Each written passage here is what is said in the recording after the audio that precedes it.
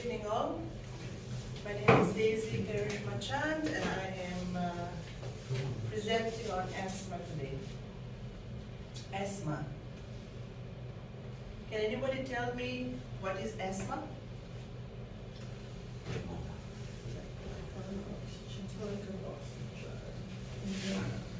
Short break? Short breath. Drink water. So as you see, that I have a gray ribbon on the side of my presentation. Can anybody tell me why it is that?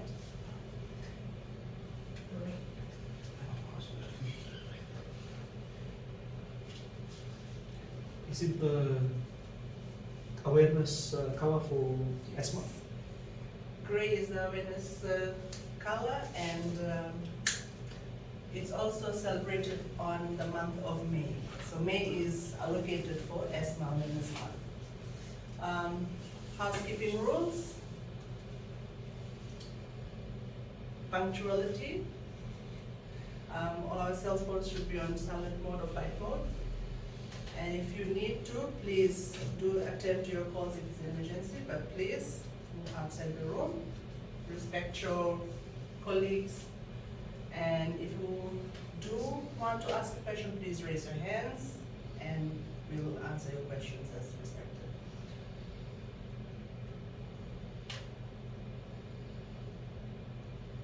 All right, the learning objectives. So at the end of this presentation, the participants should be able to define what is asthma, identify different types of asthma, identify the signs and symptoms, and how to manage asthma.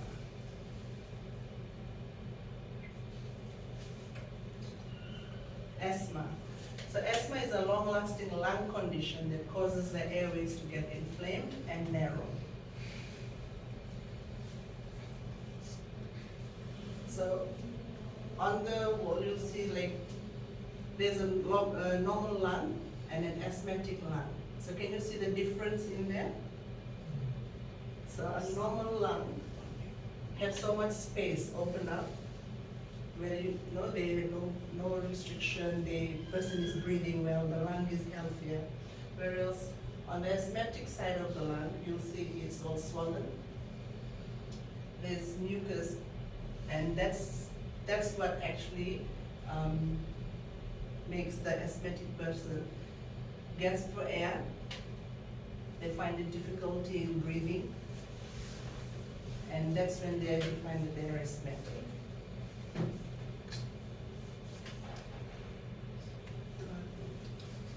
Okay, some triggers and risk factors.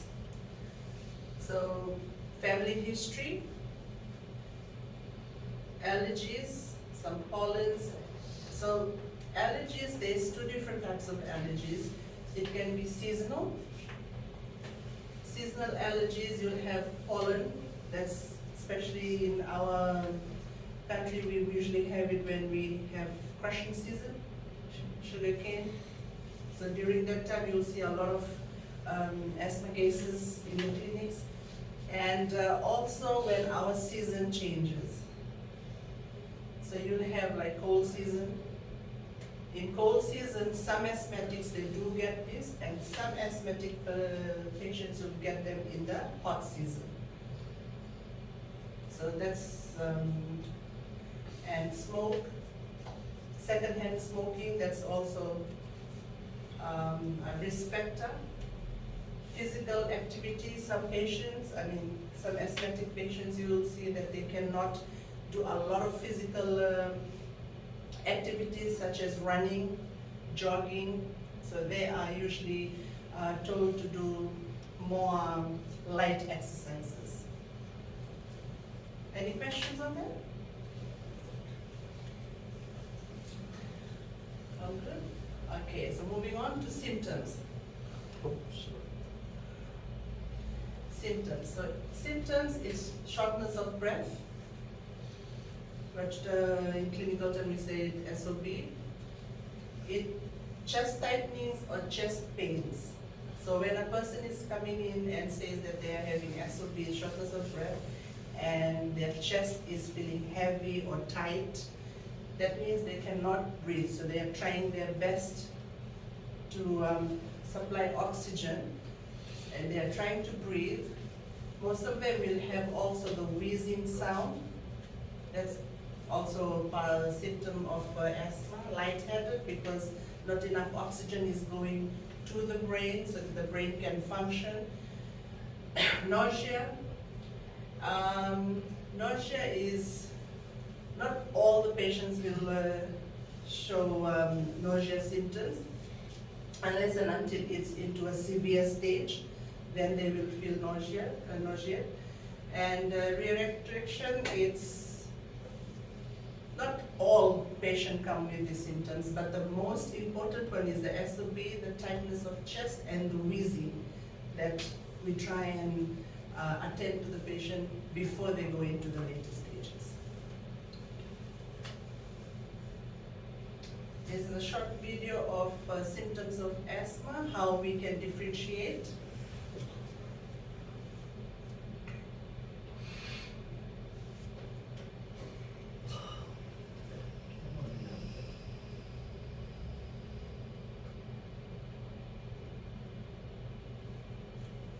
There are many different symptoms of asthma.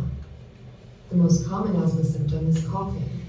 Your child might have a dry cough that will not go away, which often gets worse at night. Sometimes this can even be the only symptom of asthma. Some children will experience trouble breathing or catching their breath, like they just ran a long time. This is called shortness of breath. Some children might have chest pain. Small children don't always know the difference between chest pain and stomach pain, and may complain of a tummy ache. Another symptom of asthma is wheezing, or a whistling sound in the chest when your child breathes. Not all children wheeze when having an asthma attack. Severe symptoms to watch out for include retractions, which is when the skin gets sucked in around the neck or ribs. Call 911 if your child is having trouble breathing, the skin is sucked in around the neck or ribs, their lips or fingernails turn blue or gray, or if they stop responding to you.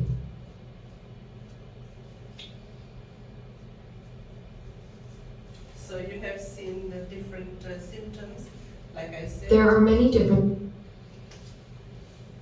Like I had said earlier on, we try to seek help before it accelerates to another level where patient is really down, cannot breathe on their own. We try and give help before it goes into a later stage.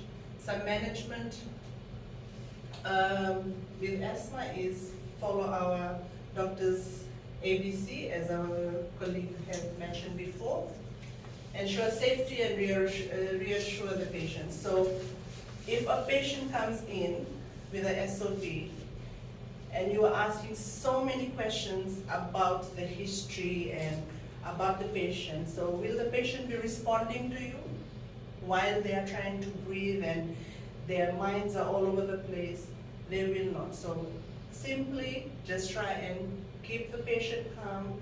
Try and assure the patient that you are there to help them, and position the casualty in a comfortable half-sitting position and leaning forward, because that will help in breathing.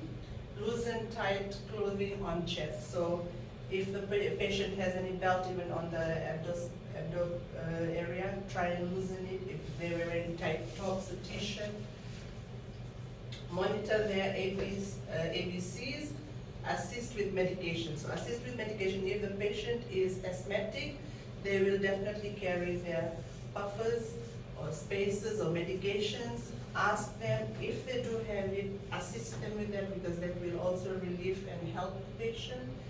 And refer straight to the hospital if you are not near the clinics. Any question on management? All clear? Okay, so this is a rule for asthma management, rule of 4 spacer use as first aid. So anybody can describe what's happening in the picture?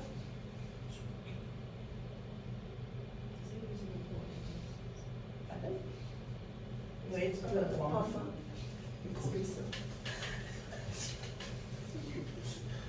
It's like an old-fashioned. It's like a bottle. It's a bottle. Is that something that's used like a nebulizer at home? Yes. It's a traditional. So, not everybody can take puffer straight because it's irritating, right, when you take it straight. So there's a device, and if you see properly, it's homemade device. It's just the juice bottle that they have used. So the opening where we drink juice or water from, it's in your mouth. In the bottom part of it, they have cut it in such a way that the inhaler can fit into it. So the reason it is called 4-4-4 is you'll give 4 puffs.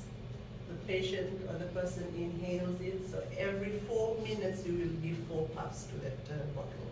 And the child or the adult can inhale. So if there's an actual spacer, it has like a trigger. So when you suck in the air, it actually maneuvers whatever medication has been brought from the inhaler into the spacer. You are actually taking only that. So inhaler and a spacer, that's what it will look like if the patient carries it in the bag. Any question on that? Just a question. If, like you was explaining from before, severely some patients that they can't breathe at all. Yes. So how are they gonna use it if they can't breathe at all? If they can't breathe. Well, if you're an asthmatic patient, if they're using puffers, automatically their instinct for use of that puffer, it just automatically comes to them. So if you just put it even in their mouth and you don't have the spacer, you'll just put that 4 puff in, it automatically just clears your airways. So the puffer, the medication that's in there is actually the one that helps to release or loosen the muscles that, you know, that at least you can manage it for that few minutes before you start putting the patient sitting upright, you know, helping the casualty. Yeah, I hope that answers your question. So, our summary, remain calm. So if your patient or your colleague is there, they are panicking because they can't breathe, you will panic with them? No. You have to remain calm. So you remain calm so you can calm your patient too. Reassurance, as I said, keep on reassuring your patient or your colleague that you are there to help and you will assist. Assist in medication. Ask them if they have any medication on them for them to take. It's either they take tablets or puffers. Assist them with their medication. Remember the ABC. Can somebody just tell me what's ABC? Circulation. Yes. And urgent referral. Urgent referral to the hospital as soon as you have calmed the patient down. Any questions? Okay, everybody looks sleepy now. All stand up.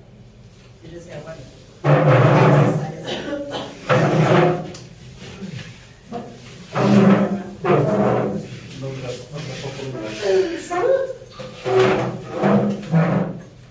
All right. Everybody breathe in, out. In, out. In, out. Right, sit down.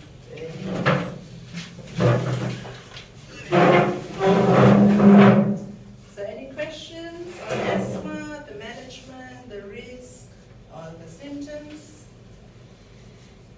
Are there different types of stages for asthma? Yes.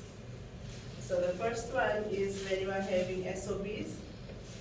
SOB can be managed by the person itself or with a helper. And second stage is when they are actually in need of nebulizers, inhalers, or medication. And the third one is when they really need to go on oxygen.